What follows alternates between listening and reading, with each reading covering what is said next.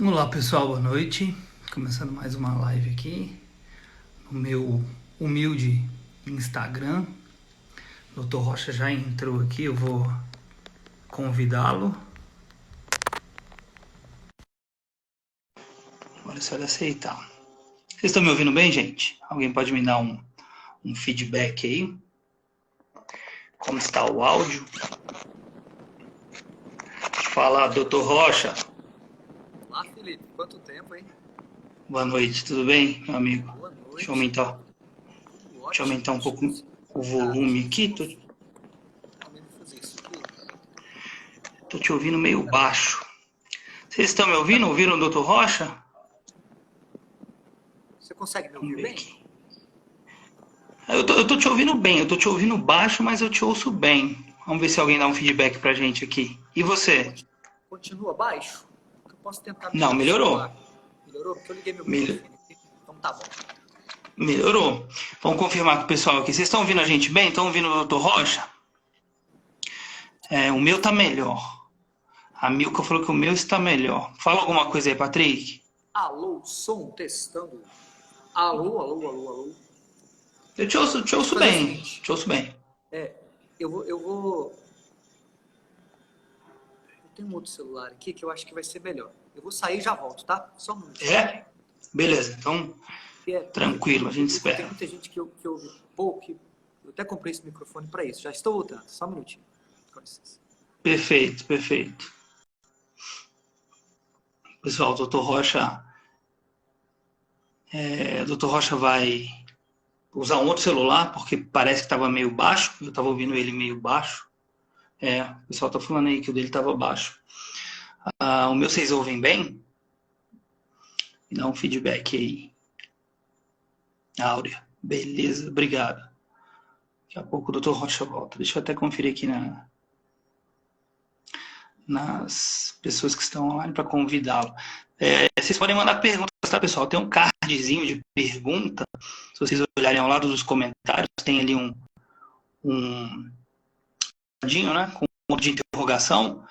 E vocês podem mandar perguntas por lá, que aí fica mais legal de fazer do que mandar aqui na tela. A tela vai girando e eu acabo perdendo as perguntas. Beleza, Daisy? Deixa eu ver se o Dr. Rocha voltou. Vamos ver aqui se ele já entrou.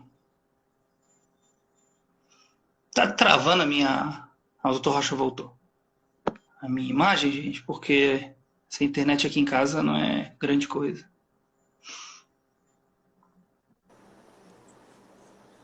Fala, Vamos lá, Patrick. então. E Opa, agora? Tem alguma melhorou, diferença? melhorou, Melhorou? melhorou. Ótimo, ótimo. Então tá bom. Legal. Também estou te Então, boa ouvindo melhor. noite. Boa noite, Patrick. Obrigado por aceitar o meu convite. É uma honra, de verdade. Poxa, é um prazer estar aqui contigo, né? Depois de tanto tempo aí que a gente não faz algo juntos, né? Tantos anos. Verdade, é verdade. Anos, né?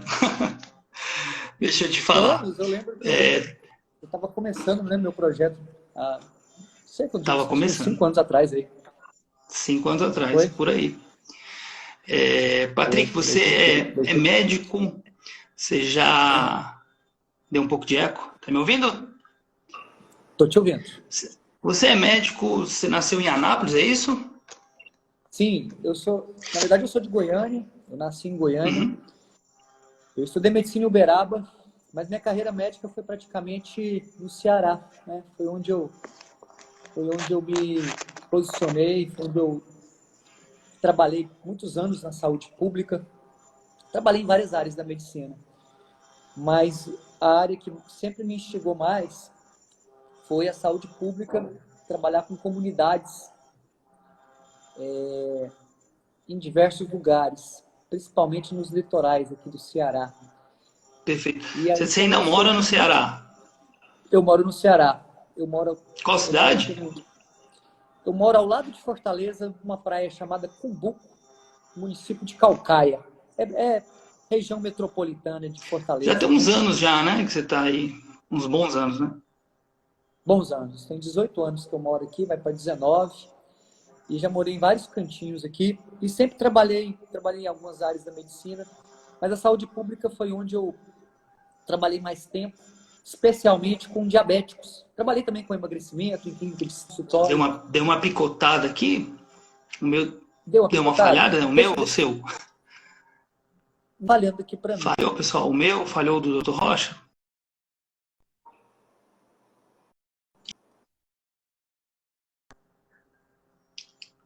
Caiu a minha, caiu do Dr. Rocha. Alguém consegue me dar um feedback?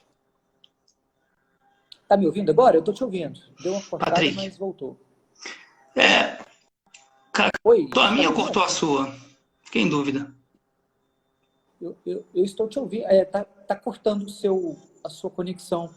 Tá dando umas É o cortadas. meu que está cortando?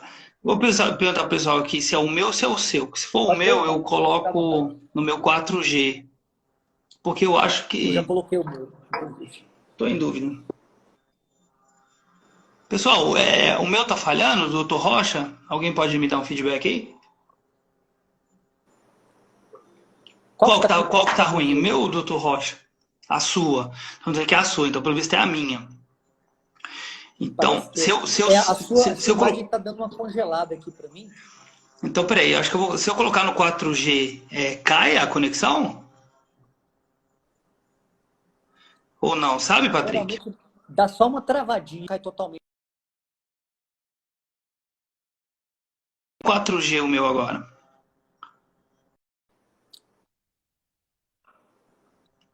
Coloquei no 4G o meu agora, vamos ver se melhora. Tá Parece que melhorou? agora. Ótimo. Ponto pra TIM, tá? Não tô ganhando nada não, se a TIM quiser me patrocinar.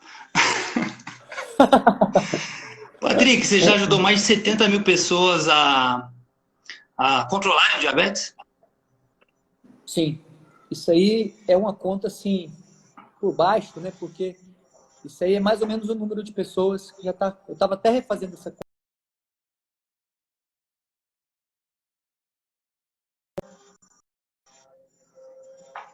Diabetes controlada, já chega aí a mais de 70 mil. Mas eu tenho um trabalho aí muito intenso nas redes sociais há uns 3 anos, de uns 3 anos para cá. Se você for no YouTube aí, entrar no meu canal do Dr. Rocha, eu tô chegando aí perto de 1.500 vídeos, né? Eu tenho assim uma meta de colocar todo dia um vídeo diferente no YouTube. Todos eles estão disponíveis gratuitamente? Tudo gratuito. Meu trabalho nas redes sociais é totalmente gratuito.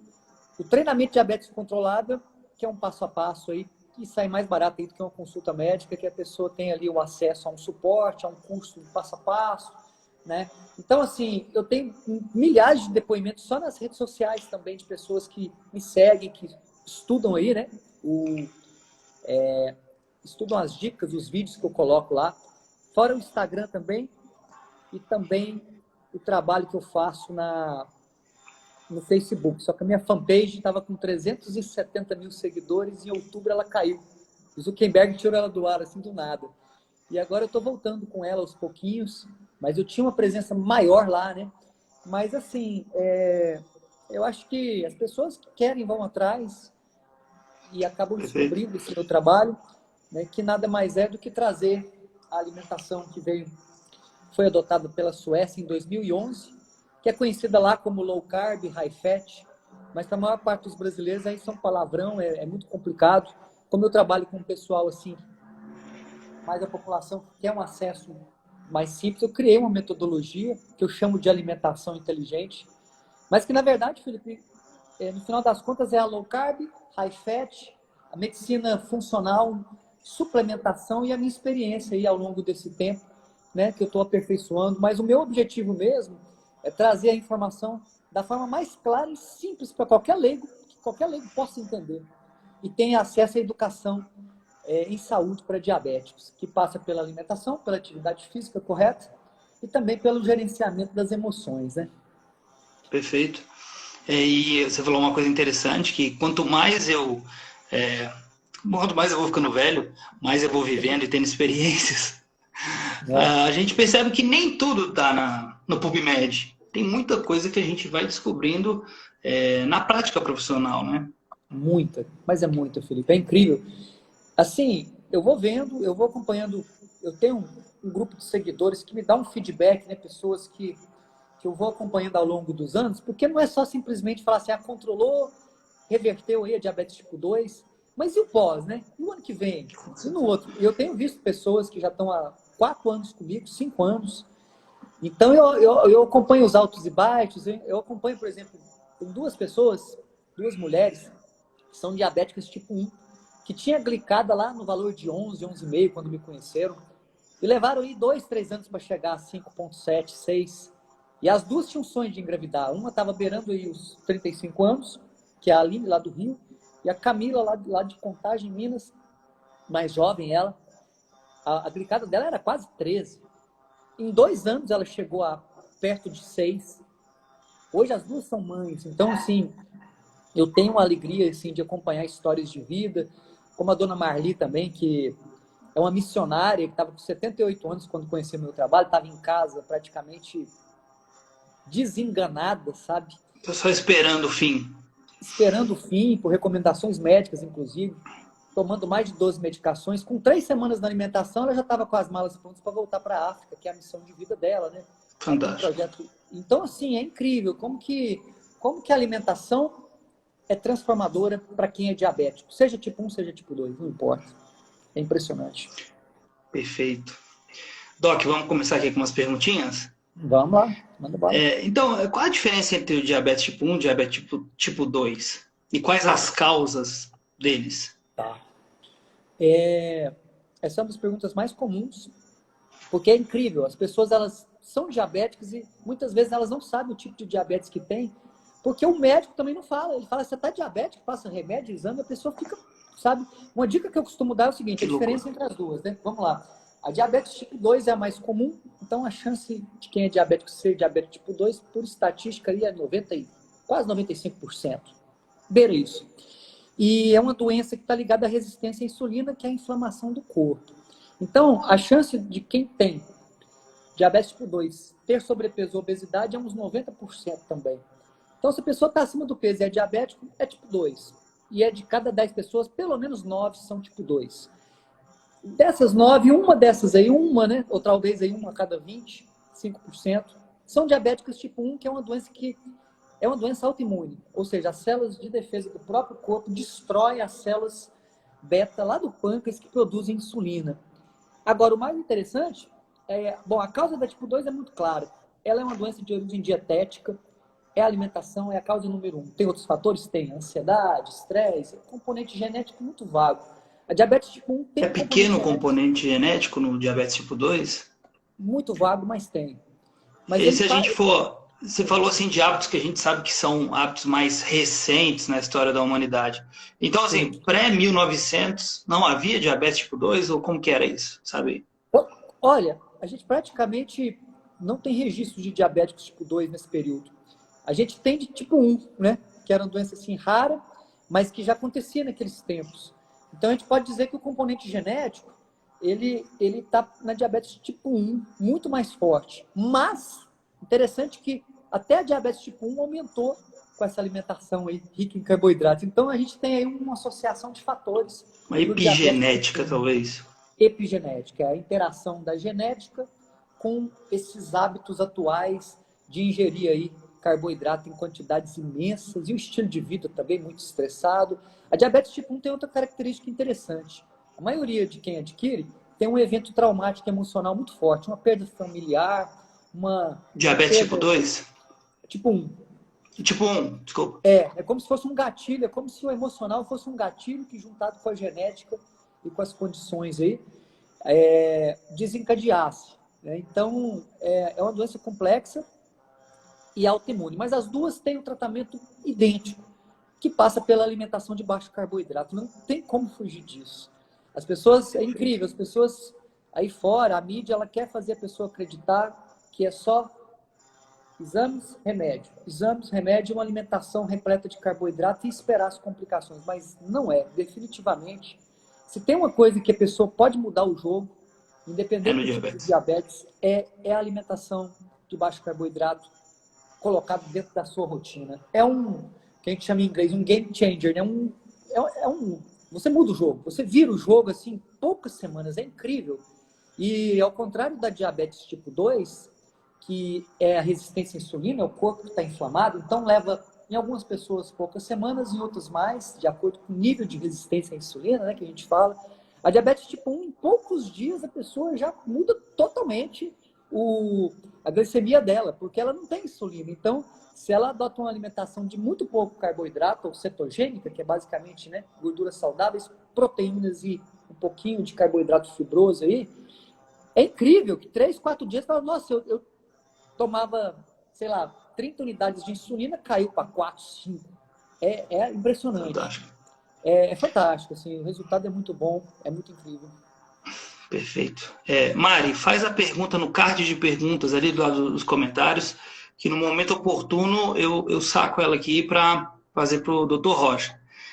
Doutor Rocha, e a obesidade? Você estuda isso há tantos anos e tem uma vivência clínica, né? Há tantos anos. Quais são as causas da obesidade? Há um grande vilão? Basta contar calorias? Como que você vê essa situação?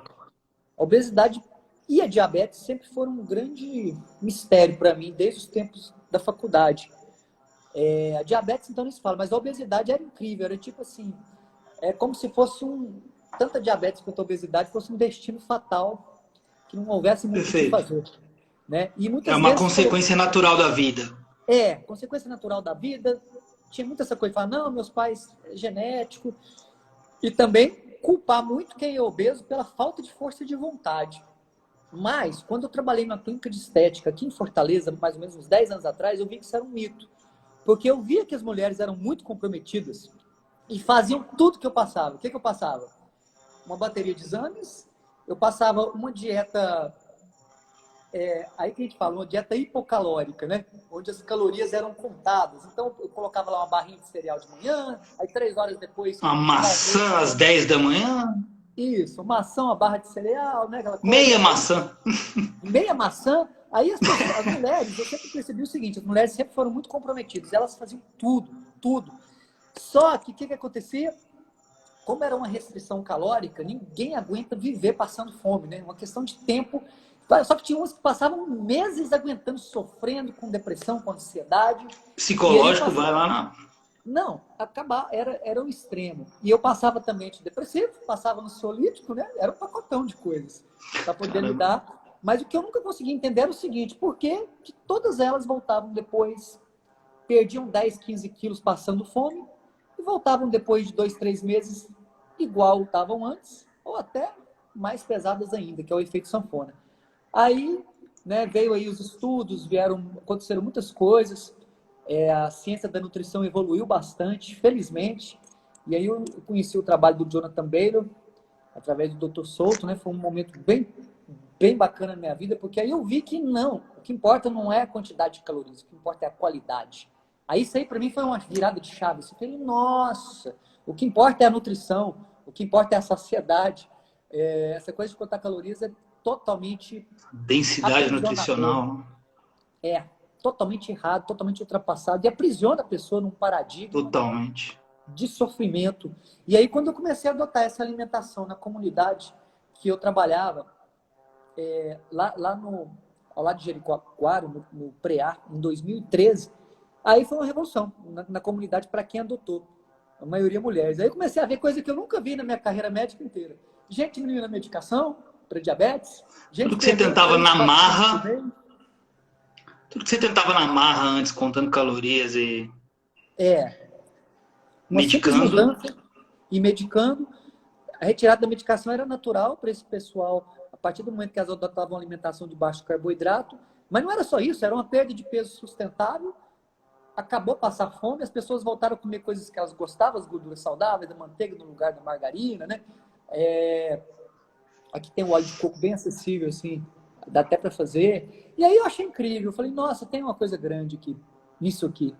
E aí eu comecei a atender num consultório aqui em Fortaleza também, uma vez por mês, vários pacientes. E aí tudo que eu não tive de resultado, em poucas semanas a coisa mudou. Aí eu resolvi fazer o programa online, porque eu vi que era educação em saúde. Educação qualquer um pode ter acesso, por que não fazer algo maior para ajudar mais pessoas? Eu comecei no emagrecimento e depois eu fui para diabetes. E no final das contas a gente está falando da mesma coisa que gera esses dois problemas. A resistência à insulina gera obesidade, gera diabetes tipo 2 para quem tem mais predisposição, né? Gera pressão alta e gera triglicerídeos altos. Tem gente que tem o azar, o infortúnio de ter os 4 problemas, né? É o que nós chamamos de síndrome metabólica, é o que mais tem. Outros têm só 2, outros têm só obesidade, ainda não é diabético, é pré-diabético, está ali no limítrofe. Mas é uma questão de tempo, Felipe, é incrível. À medida que a pessoa vai, o metabolismo vai caindo, para ela virar diabética é um pulo. Mas eu diria que estar com sobrepeso e obesidade é meio caminho andado para desenvolver diabetes tipo 2. Perfeito. Isso aí com a minha experiência mesmo, que eu constato. Perfeito. E aí você falou de resistência à insulina, né, o pré-diabetes, mas ainda há uma crença de que quando você cruza a linha do pré-diabetes para o diabetes, um abraço, e não é por aí, né, doutor? É como se fosse uma sentença, né? Inclusive é um dos mitos que eu coloco no meu treinamento de diabetes controlado. Eu falo, a diabetes não é uma sentença.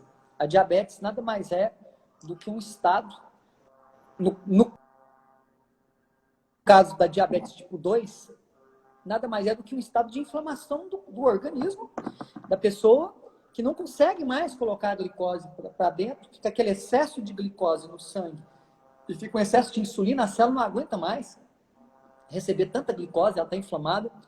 E a partir do momento que você restringe essa quantidade de glicose, de carboidrato, e é um trabalho muito grande que eu tenho até hoje é de convencer as pessoas de que carboidrato não é só doce, de que carboidrato é trigo, de que carboidrato é arroz, de que milho é carboidrato, e que tapioca também tem muito carboidrato. Esse é um dos pontos, é incrível, Felipe, como as pessoas realmente precisam da informação certa, porque a hora que elas entendem, aí muda o jogo assim, rapidinho, os depoimentos vão aparecendo assim, 3 semanas atrás eu comecei, já está aqui, glicosímetro, que o glicosímetro é a bússola do diabético, e que, acima de tudo, como você colocou aí, a diabetes não é uma sentença. A diabetes só é uma sentença dentro de uma alimentação errada e dentro desse paradigma atual, onde se você diagnostica a pessoa, encaminha ela para um nutricionista desinformado, desatualizado, que vai dar aí uma dieta de 60% de carboidrato, aprisionando a pessoa num ciclo de sofrimento, comendo muito carboidrato, tomando muito remédio e esperando as complicações da diabetes, que vai aí dos pés à cabeça. A gente sabe o sofrimento que isso gera, né? Literalmente dos pés à cabeça, né, doutor? Pés à cabeça. E eu lembro que uns anos atrás tinha um aluno lá na academia, aí conversando com ele, fazendo anamnese, uma academia que eu trabalhava. Uhum. E aí ele falou, eu sou diabético tipo 2, mas eu sou um diabético controlado. Aí assim, eu tentei entrar com ele em alguns assuntos para direcionar ele para alguns nutricionistas e médicos que eu conheço, mas ele estava muito seguro que ele era um diabético controlado. Tempos depois encontrei ele no supermercado que tinha perto da academia, aí nas compras dele tinha arroz integral, macarrão integral, iogurte aquele com açúcar mais light. E aí, doutor, o que acontece que essas pessoas elas têm essa convicção de que o diabetes está controlado e que as coisas estão andando bem, que eu estou tomando um remédio? E aí? É impressionante, né? Eu vejo isso aí como um paradigma mesmo. É uma crença. Pão integral é bom para o diabético? É melhor que o pão branco? Como é que é isso? Pois é, na prática, não há nenhuma diferença. Ambos são repletos de açúcar, né? E essa foi uma das coisas que mais me chocou quando eu descobri. Quando eu vi que o pão integral e o pão branco são praticamente a mesma coisa na prática, né? Que eles têm um índice glicêmico lá nas alturas. Tem muitos pães integrais que têm até mais ainda do que o pão branco, por incrível que pareça. Mas é curioso que sempre que eu comia aquele pão de forma integral, eu sempre sentia, pô, esse pão é doce. Uhum. Então eu acho que ele é até adoçado, eu não sei o que é. Tem um sabor adocicado, sim. E aí, quando eu li a primeira vez, em inglês ainda, o livro Barriga de Trigo, né? Que a primeira vez que eu li ele foi em inglês, antes dele ser traduzido. Aí que eu fiquei chocado, né? Que na contracapa diz assim, né? 2 fatias de pão integral tem mais açúcar do que 2 colheres de sopa de açúcar puro. Falei, que é isso, meu Deus do céu, né? E aí caiu a ficha. E basta qualquer Caiu pessoa, mais uma ficha, né? Mais uma ficha. Foi assim, né? Eu fiquei, nossa, então aqui tava tudo errado. E eu sempre ficava intrigado, a falta de resultado minha. Mas era assim mesmo, porque diabetes é uma sentença, mas definitivamente, diabetes não é uma sentença. Vou aproveitar e fazer uma pergunta aqui fora do cardio, o pessoal não fica bravo comigo, porque a pergunta é interessante, sou diabético tipo 2, estou com gordura no fígado. Aí, doutor, você estava falando de uma alimentação low carb, high fat, com mais gorduras saudáveis e baixo carboidrato. Mas ele tem gordura no fígado, ele vai comer gordura? Como é que é Pois isso? é. Existe uma crença de que a gordura que a gente come vai virar gordura no fígado, né? E, na verdade, não tem nada a ver uma coisa com a outra. As gorduras boas... Bom, vamos para a prática, né? O que vira gordura no fígado é o excesso de carboidrato. Princípio de conversa. Então, esse pão integral, essa barrinha de cereal, esse iogurte adoçado light, onde se retira a gordura dele, coloca ali um açúcar escondido, né? Esses alimentos é que vão fazer excesso de frutas. A frutose, então, né, vai direto para o fígado, não passa nem pelo Faz um intestino. comentário sobre adoçante na sequência, doutor, também aproveitando o gancho. Tá, tranquilo. É o excesso de carboidrato que vai virar gordura no fígado. As gorduras saudáveis, que são o quê? Óleo de coco, manteiga, abacate, gordura natural presente nas carnes, bacon, etc., nos ovos. Essa gordura, ela é uma gordura natural que não sobrecarrega o fígado, que traz nutrição, que traz saciedade e que faz com que a pessoa não fique sentindo fome o tempo inteiro, fazendo com que ela naturalmente reverta o processo de gordura no fígado. O fígado se regenera. O fígado tem essa capacidade, né, Felipe? Ele é um órgão que ele tem uma capacidade incrível de se reinventar e de se regenerar. Pode até arrancar um pedaço, né? Pode arrancar pedaço, até 90% dele, que ele se reestrutura. Se deixar aquela parte central ali, onde passa a minha porta, né? Ele se recupera. Agora, com esse tanto de carboidrato, fica difícil para ele, porque ele fica lutando. Agora, falando dos adoçantes, o melhor, acho que é a pergunta que eu mais recebo. Primeiro, se tapioca pode. Segundo, qual que é a diferença de diabetes tipo 1 e tipo 2. E terceiro, qual que é o melhor adoçante, né?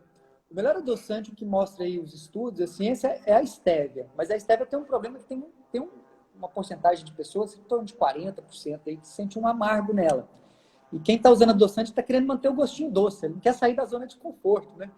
Então, assim, eu costumo dizer que qualquer adoçante é melhor do que açúcar, a curto prazo. A curto prazo é. Agora, tem pessoas que, com o tempo, usando o adoçante, elas voltam para o carboidrato. Tem estudos que mostram que aumenta a compulsão por doces, manter adoçante. Outros já mostram que nem tanto. Na prática, eu costumo dizer que, se você puder usar aí a estévia ou até qualquer outro tipo de adoçante, a diferença não é muito grande. Não tem nenhuma meta-análise que mostre, não tem como você isolar, colocar uma pessoa só para usar determinado adoçante e fazer aí um estudo de elevado, um ensaio clínico randomizado disso para saber o impacto disso no corpo. Porque o que parece é que não tem tanto impacto assim a médio e longo prazo. Mas na prática, eu costumo dizer pela minha experiência que qualquer adoçante, é melhor do que açúcar, é melhor do que trigo, é melhor do que... Isso aí, na prática, no começo, eu acho que a pessoa pode usar sem culpa. Senão No fica difícil começo, também. né? Tirar todo o doce dela, rapaz, Entendi. é torturante. Pedir Então, demais para muitas pessoas, é né? pedir demais, são muitos Para mim, para anos. você que Então, somos magrinhos aí, estamos sarados, né? não é É verdade? diferente, né? É diferente, né, doutor? A gente tem que ter empatia, né? Temos que ter empatia, entender ali que cada um tem uma história. E, no geral, para os homens é muito mais fácil ficar sem doce do que para as mulheres, no geral. Isso aí é outro Justo. ponto importante. Pessoal, perguntas no card de perguntas, que se der tempo a gente puxa umas aqui, que eu tenho umas perguntas ainda para fazer aqui da minha lista. Eu peguei o doutor Rocha primeiro, então eu vou fazer as minhas perguntas primeiro.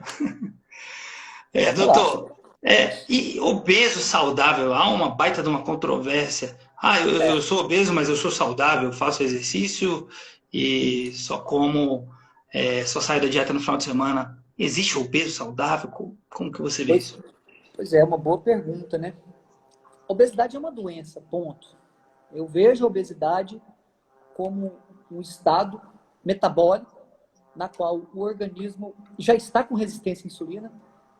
Você não tem um obeso sem resistência à insulina. Se ele está obeso, se o corpo dele começou a acumular gordura... Gordura de uma maneira anormal? Anormal, É especialmente... legal a gente fazer nesse momento, abdominal, Patrick, de repente um paralelo com os animais, né? Os animais que vivem nos habitats naturais deles, isso não acontece, correto? Pois é. Se a gente for ver aí, né, na história e na nossa antropologia também, da civilização, os fósseis e tudo, o homem antigo ele vivia à base realmente de carne e de gordura que ele conseguia caçar frutinhas fibrosas ali de época, não tinha esse mundo de carboidrato, né? Então, assim, a obesidade é um estado metabólico, é um estado de doença, sim. A pessoa tem que ter essa consciência de que a obesidade é doença e que só o fato de estar obeso é quase que impossível não estar com os triglicerídeos elevados. E o triglicerídeo elevado é um sinal de que as coisas não vão bem no corpo. Se o corpo está acumulando gordura, é um sinal de que as coisas não vão bem, de que ele está doente, e é um sinal também de que ele pode evoluir tanto para pressão alta, se ele já não tiver e não sabe, porque não dá sintoma, ou pré-diabetes para diabetes, né? Que cerca aí de 1/3 a 1/4 acaba apresentando tudo isso aí junto, dependendo aí da região. Então, na prática, a obesidade é doença, sim, ponto final. Tem que ser tratado. Perfeito. Eu ia te perguntar exatamente se há uma estatística de pessoas que são pré-diabéticas ou diabéticas e não sabem disso, e quais riscos essas pessoas correm. Pois é, o Brasil é muito ruim de estatística. As nossas estatísticas são falhas, nós não temos estatísticas confiáveis. Mas, se a gente pegar os Estados Unidos, que é um país que preocupa mais com números de uma forma geral, que leva mais a sério essa questão de epidemiologia, né? de registrar e tudo, a gente vê uma coisa muito assustadora, que é assim, cada diabético diagnosticado, você tem muito provavelmente um outro que ou ele está pré-diabético, ou ele vai estar diabético nos próximos 5 anos. Então, se a gente tem estatísticas oficiais do Brasil hoje de 15 milhões de diabéticos, 16, variando aí de acordo com o órgão, você pode dobrar isso aí facilmente.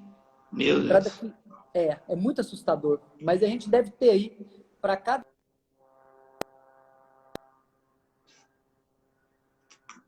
diagnosticado, nós temos aí um outro que não sabe que ainda tem, que vai descobrir nos próximos 5 anos. Então pode dobrar aí a população fácil. 10, 15 anos vamos ter o dobro disso aí. E Patrick, há diabéticos magros, aquele camarada que, ele é magro mesmo e é diabético? Ou isso é exceção? Exceção da exceção. São raríssimos os diabéticos, a não ser que seja tipo 1.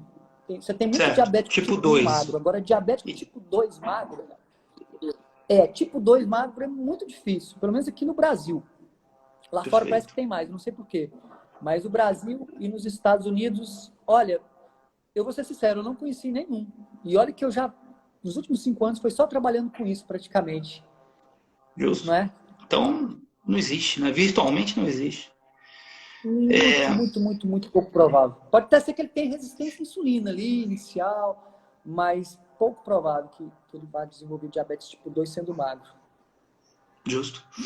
Doutor Rocha, e com relação ao exercício físico para diabéticos, existe algum exercício que não seja bom ou que seja melhor para diabéticos? Olha, o que a literatura mostra, o que eu já vi na prática também, mas o mais importante, isso aí você entende bem, porque você é educador físico, eu não tenho dúvidas que a musculação, o ganho de massa magra é a melhor coisa que um diabético pode fazer para a saúde dele. Porque a musculação, ela traz um ganho metabólico muito bom. Ela pode ser feita por qualquer idade, praticamente, né? Se bem orientada. Com certeza. E previne sarcopenia, que é esse afrouxamento de ligamentos, de tendões. Traz um envelhecimento saudável e traz um controle da diabetes muito melhor. Fazendo com que você troque gordura por músculo, aumentando o metabolismo, melhorando esse perfil lipídico em pouco tempo. A captação, né? A captação de glicose. A captação de glicose pela célula, para quem faz musculação, é uma coisa incrivelmente mais fácil. Em pouco tempo, os resultados são muito rápidos. E a atividade aeróbica, se ela não for intervalada, ela já não mostra tantos benefícios assim. As pessoas falam, aquela caminhada de uma hora já resolve, né? Eu vou ter que pegar. Você falou em atividade. Oi? Eu tô caminhando aqui, que eu vou ter que colocar aqui no carregador, que está acabando aqui. Mas podemos continuar, sem problema. Tá, não, sem problema. Então, você falou que a atividade intervalada, para quem não sabe, seria alternar uma corrida, onde a frequência cardíaca de fato suba, com, por exemplo, uma caminhada, né? Também tem um efeito interessante? Exatamente. É você fazer sair daquele ritmo contínuo da coisa, né? É o chamado HIIT, né, que a gente fala. É o famoso HIIT, ele É mesmo. o High Intensity Interval Training. Coloca lá no meu canal no YouTube, no YouTube coloca assim, Felipe Piacese, HIIT. Eu tenho um vídeo onde eu explico como isso é feito de fato. E disso aí você diferentemente... entende muito bem, né? Você pode Só um pouquinho. Só um isso. pouquinho. E diferentemente do que se acredita, o treino intenso, ele não deve ser e não é exclusivo para pessoas bem treinadas. Até porque a alta intensidade ela é individual, doutor. Então, uma pessoa que está ali sedentária e obesa, uma caminhada mais rápida já vai ser intensidade elevada para ela. Então, poderia ser uma alternância entre uma caminhada mais rápida nesse início e uma caminhada mais lenta. Estou errado? Perfeito, perfeito. Eu pego um público assim muito sedentário, né, de pessoas mais velhas. Aí elas querem só caminhar. Eu falo, olha, em vez de só caminhar no mesmo ritmo, acelera essa caminhada aí, caminha naquele ritmo tranquilo, 3, 4 minutos, pega 1 minuto e acelera isso aí. Se você estiver na água, nadando devagar, ou fazendo a hidro ali, trate de intervalar. Você tem que colocar intensidade, tem que sair da zona de conforto, para ter um resultado melhor, para ajudar realmente nesse controle da diabetes. Caso contrário, essas caminhadas suaves realmente não vão trazer grandes benefícios, não. O corpo ele tem uma tendência ao conforto. Se você não puxar, ele vai ficar naquela ali, achando que está tudo bem, entendeu? Então, realmente tem que ter uma contundência no exercício. Você tem que sair da zona de conforto mesmo. E os benefícios são muitos, né? A pessoa realmente ela se empolga quando ela começa, sente melhor. Para começar, até a postura muda, né? A gente que trabalha com isso, a gente vê relatos assim de que a pessoa muda de vida e ela floresce, ela renasce, né? A gente pode dizer isso, né, doutor? Com certeza. É um renascimento que eu tenho de casos assim, e é de todas as idades, é da casa dos 30, adolescentes diabéticos tipo 1, adolescentes diabéticos tipo 2, que tem demais hoje, crianças diabéticas tipo 2, que é uma coisa assustadora, né, ligada à obesidade. É uma coisa assim, crianças diabéticas tipo 1, até idosos, da adolescência para frente, aí praticamente os benefícios da atividade física são muito visíveis e complementam a alimentação, que eu chamo de alimentação inteligente, que na prática é a alimentação low carb, high fat, né? Justo. Doutor Rocha, uma vez eu encaminhei uma paciente diabética tipo 2, obesa, IMC aproximadamente 35, para o doutor Eric, que você conhece, aqui em Brasília, e não deu certo, ela não quis mudar a vida dela, e aí eu fiquei curioso quanto aos efeitos colaterais da medicação para o diabetes. Eles são suaves? Compensa tomar um medicamento ao invés de você parar de comer coxinha, lasanha, bolo e brigadeiro? Pois é. Depende muito da medicação, depende muito da pessoa também. Os efeitos colaterais eles são bem variados, mas eles existem quase sempre. Desde a metformina, que é a medicação mais usada, né, o Glifage, que é o nome comercial e mais comum, muito comum diarreia, náusea, falta de apetite, perda de energia, a insônia e até efeitos da hipoglicemia severa induzida pela medicação, né, ou pela insulina, no caso. Então, é um péssimo negócio querer usar remédio para comer carboidrato. Assim como é um péssimo negócio para quem é diabético tipo 1, que eu sei, acho que pode até ser uma pergunta sua, né? Ficar fazendo contagem de carboidratos ao invés de simplesmente adotar uma alimentação de baixo carboidrato ou cetogênica que vai te trazer liberdade, né? Então, é um paradigma muito maluco. Depois que a pessoa... Não é? É muito maluco, porque quando a pessoa adota uma alimentação inteligente, fala, acabou o problema. Posso comer quando tiver fome, como até ficar cheio, glicosímetro é minha bússola aqui. Sabe? Comidas gostosas, né, doutor? Comidas gostosas. Há um ganho de comidas gostosas. Há um ganho, no geral há um ganho. Dá para fazer umas sobremesas legais também, sem apelar para esse mundo de doce aí, para quem é mulher aí, né? Dá para sair, dá para fazer coisas bacanas. Então, assim, no final das contas, é só ganho. E a indústria farmacêutica que gosta, né? Que a pessoa fique tomando remédio aí, ela bate palma, porque ela vive disso e ela tá fazendo o papel dela, que é de vender. A gente sabe, né? A gente nós não vamos entrar nesse assunto, mas que há uma relação promíscua entre a indústria farmacêutica e os médicos. Há médicos que falam disso abertamente, o tempo que eles foram comprados e agraciados pela indústria farmacêutica simplesmente existe. Confirma isso, doutor? Confirmo totalmente, porque eu já estive lá nessa posição, no consultório, recebendo visitinhas de representantes da indústria farmacêutica que são pressionados a fazer isso, né? E eu vou além, a coisa é muito mais séria do que a gente pensa, né? É sério demais. Eu já vi casos e mais casos de médicos que ficam com raiva quando o paciente chega lá e fala, eu conheci o doutor Rocha aqui e minha glicemia tá boa, você vai continuar me dando remédio?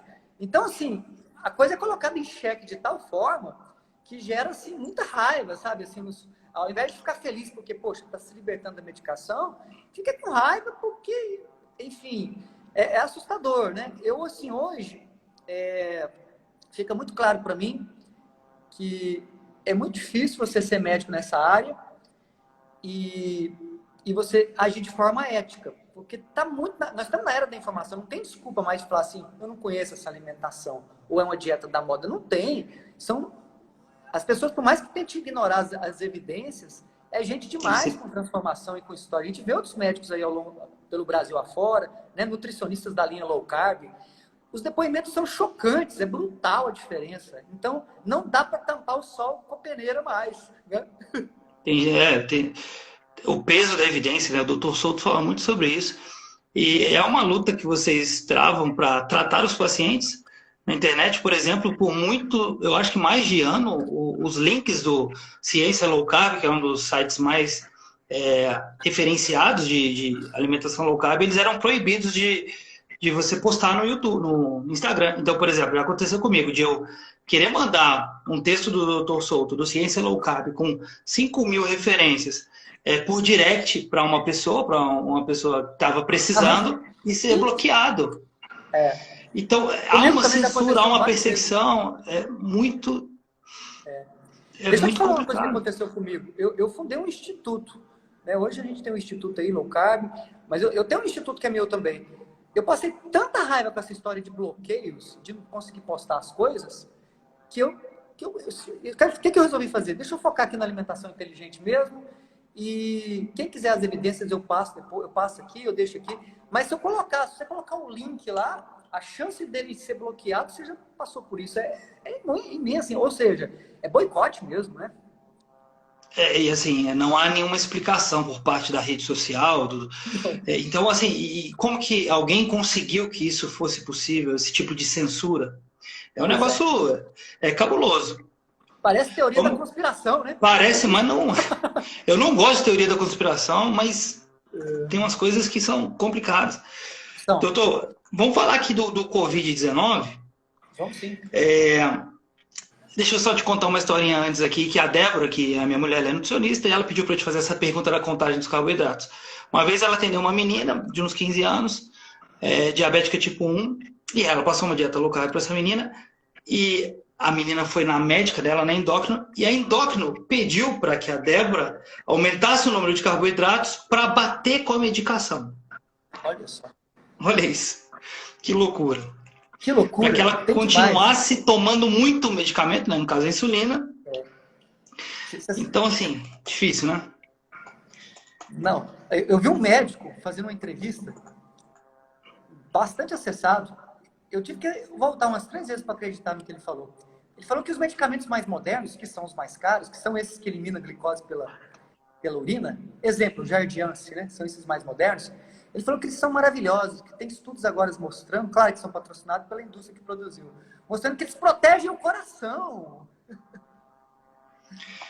Duro, né? É duro. Muito difícil, muito difícil. Doc, então, e com relação... Por que o Covid-19, falar um pouco do Covid, é especialmente perigoso para obesos e diabéticos? Pois é.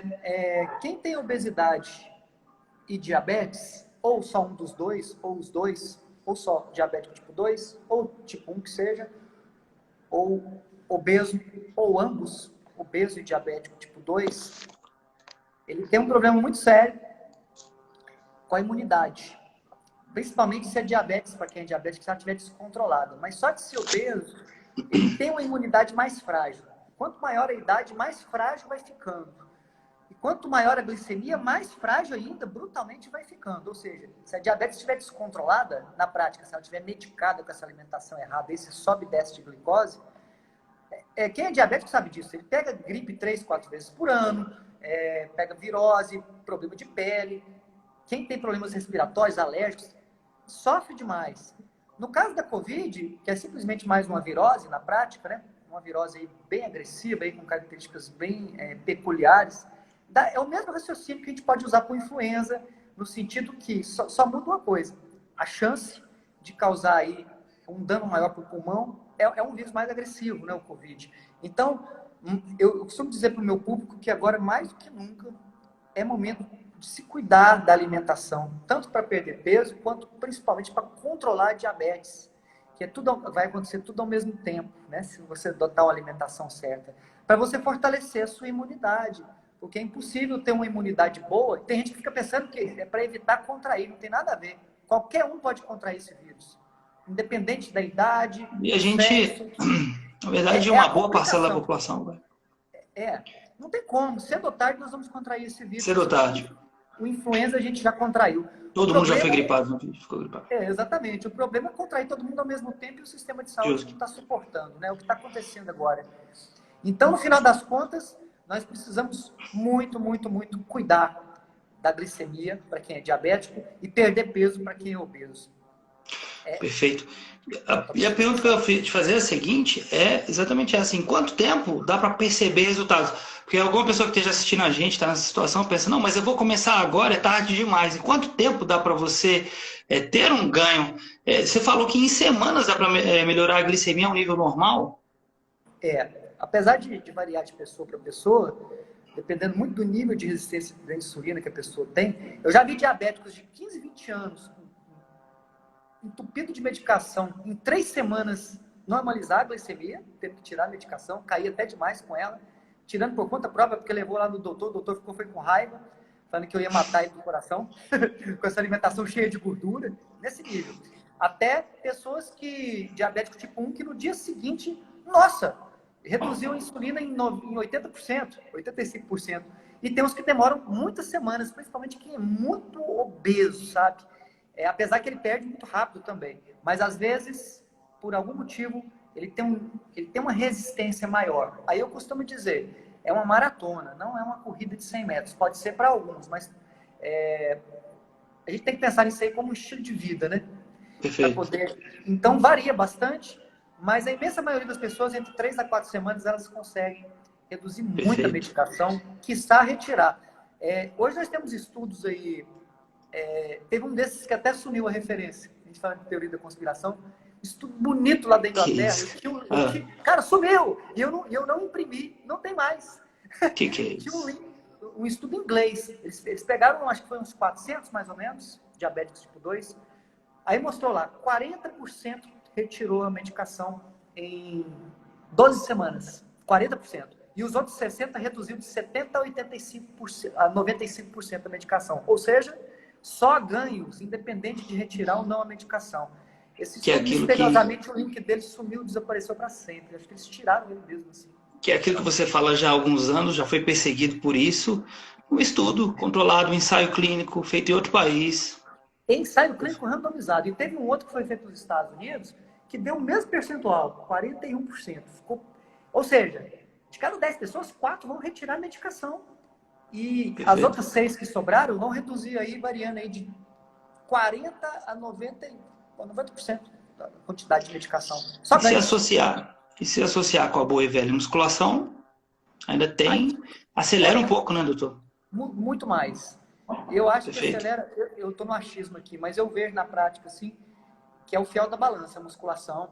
E um detalhe, a suplementação a suplementação do magnésio e também do ômega 3 faz uma bela diferença. E mais, a suplementação da flora intestinal. Eu já vi, assim, pessoas... Probióticos? Oi? Como é que é? Probióticos? Como é? Pró e Não. pré-bióticos. Eu já vi pessoas que estavam fazendo tudo certo, até musculação e alimentação, e estava aquela coisa travada ali. A hora que começou Glutamina tem algum efeito? Não. a glutamina é muito boa, mas assim, eu vejo que ela não tem tanto. Ela tem muito mais efeito. Ela meu público não tem muita. É um pouco mais complicado, porque é um pouco mais caro, né? Mas eu vejo os estudos mostrando aí que ela tem um efeito muito bom se ela for administrada semanalmente endovenoso. Perfeito. A glutamina. Muito bom. Aproveitando que Agora, a flora, a alimentação da flora é uma coisa incrível. Bater banana verde ali com morango, né? Que eu coloco coalhada e tudo, prebiótico, probiótico. Eu já vi assim uma... Sabe aquele fator que estava faltando ali para quebrar a resistência à insulina? A flora intestinal pode ser esse, para muitas pessoas, claro, varia demais, mas eu já vi vários casos. fantástico. Aproveitando fazer uma propaganda aqui, eu tenho um programa de musculação em casa, a um preço de Legal. quarentena, especial para quarentena, para ajudar todo mundo mesmo. Link está na minha bio. Tem uma pergunta aqui no card de perguntas, a gente tem 8 minutos.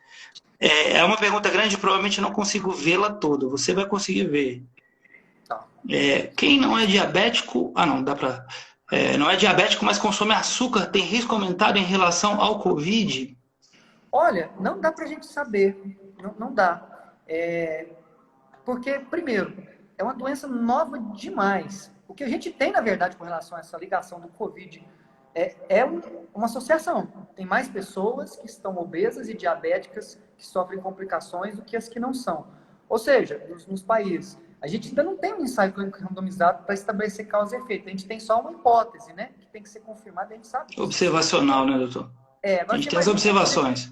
que consumir açúcar uma pessoa não obesa tem um risco aumentado em relação ao Covid. É bem complicado. Teria que fazer um estudo e um estudo desse é virtualmente impossível de ser feito porque você teria que pegar ali antes.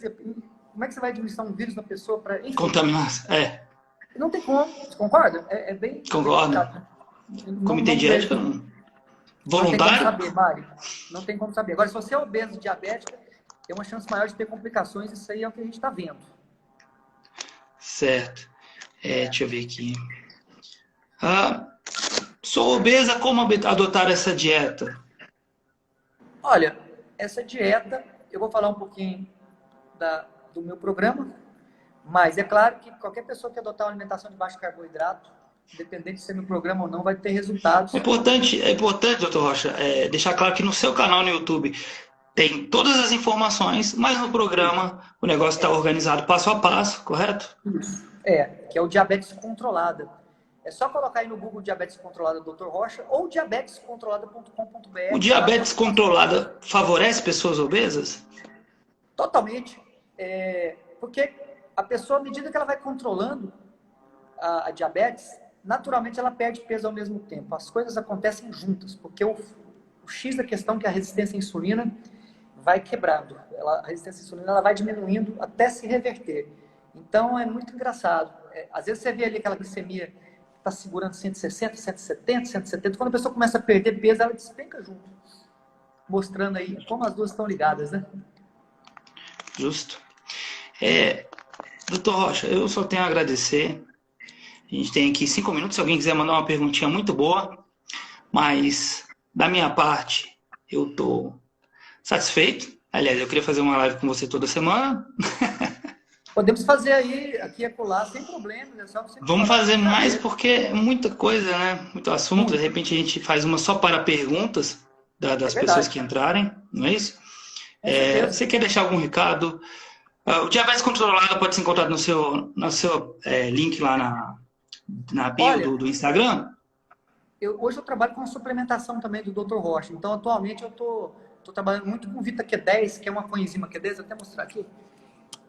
A coenzima Q10 da minha marca, que eu formulei, que é a coenzima Q10, que é a vitamina C, vitamina E e resveratrol, né? Uma composição bem bacana para trazer mais energia e ajudar quem é diabético a repor esses níveis de coenzima Q10, que cai bastante para quem tem resistência à insulina, para quem é obeso também.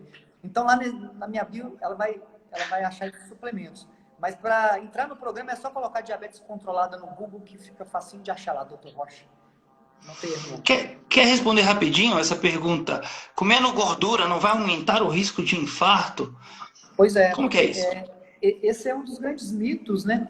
E para responder essa pergunta, a gente tem que examinar as meta-análises, que são os estudos aí, os ensaios clínicos randomizados, reunidos e agrupados, que é o nível de evidência científica 1A, que é o mais elevado de todos, que mostraram... E neles, não. Que mostraram que não existe relação entre ingestão de gordura saturada aumentada e um aumento de infarto. Na verdade, é o contrário, né? A gente sabe. Eu gosto muito da historinha do início da crença que a gordura na alimentação humana traria infartos, né? Então, foi um estudo com coelhos, onde lá para o ano de 1900 ministraram colesterol, deram colesterol para coelhos, e aí eles tiveram um acúmulo de placas nas artérias, muito parecido com o que acontecia com humanos. Mas há uma questão, pessoal, coelhos, eles são herbívoros, eles não têm a capacidade de processar alimentos de origem animal, por exemplo, a gema de ovo. E depois teve um estudo muito influente, que foi um estudo, como que a gente pode dizer, uma fraude completa, né? O Six Nations. Uma fraude completa arquitetada por uma pessoa, um cientista que já tinha crença, já era brigado com o colesterol, ele nasceu com raiva do colesterol, né? Até do próprio corpo dele. Né? E aí ele manipulou um estudo observacional e foi muito influente. E lá pelos anos 70, essa crença de que a gordura de origem animal, a gordura natural, faria mal para o nosso coração, mas nunca foi provado em estudos randomizados, né? Testes clínicos randomizados, né, doutor? Jamais. Todos eles frustraram, inclusive, quem fez para tentar validar a ideia. Os discípulos da Ansel Keys que fizeram esses estudos, eles ficaram tão chateados que muitos não quiseram publicar, né? Inclusive tem um livro maravilhoso sobre isso, né? Que é da Nina Teicholz, né? Que é o... como é que chama? Good Calories, Bad Gordura Calories. Sem Medo. Gordura Sem Medo. Isso. Mais uma coisa que parece teoria da conspiração, falar que gordura não faz mal, mas essa está muito bem documentada, tudo isso que a gente falou e muito mais outras coisas, né, doutor? Muito, nossa. Quem quiser mais a fundo aí, né? Tem vários livros hoje em português, naquela época que a gente se conheceu nem tinha, né? Era só o blog do Souto praticamente parecendo um maluco falando sozinho, alguns médicos ali junto, né? Hoje tá, nossa, a gente tem o Gordura Sem Medo, da Nina Teicholz, a gente tem o Mito do Colesterol, que foi um livro que eu traduzi ele para criar meu Bonzo do colesterol alta solução há 5 anos atrás. Hoje tem tanta coisa aí disponível. É bom começar com o Why We Get Fat, do Gary Taubes, né? Que é traduzido também... Por que engordamos, né, no português. Por que engordamos e o que fazer. Então, eu acho que é uma boa leitura para quem quer começar. Ótima leitura, totalmente referenciado. Doutor, obrigado mais uma vez. Obrigado pelo carinho que você sempre tem comigo, apesar da distância, né? Tamo junto, viu? É só me dar um toque aí quando você quiser aí, pra gente fazer outras lives juntos, que vai ser um prazer. Show. Tá bom? Foi uma honra. Obrigadão, gente. Obrigado a todo mundo que participou. Um abraço, até a próxima. Valeu, doutor. Até mais. Tchau, tchau. Valeu. Tchau.